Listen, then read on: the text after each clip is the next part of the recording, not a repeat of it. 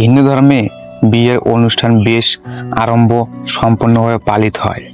সময়ের সাথে সাথে অনেক পরিবর্তন হয়েছে, কিন্তু প্রথা এখনো আমাদের ধর্মীয় শাস্ত্রে বর্ণিত আছে। এই ধর্মে বিয়ে শুধু বর কনের মাধ্যমে নয়, দুই পরিবারের মধ্যে। বিবাহের সমস্ত আচারের মধ্যে ভারমালা বা জয়মালার আচার সবচেয়ে জনপ্রিয়। আসুন আমরা এই আচার সম্পর্কে বিস্তারিত আপনাকে বলি। বেদেও ও বরমালার উল্লেখ আছে। ইহা ভগবান শিব এবং দেবী পার্বতীর বিবাহের সময় থেকে বলে মনে করা হয়। শ্রীরাম ও মাতা সীতার বিয়েতেও এটি ব্যবহার করা হয়েছে। বর ও কনে যখন একে অপরের গায়ে মালা পরায়, তখন বিশ্বাস করা হয় যে দুজনে একে অপরকে আজীবন স্বামী স্ত্রী হিসেবে গ্রহণ করে।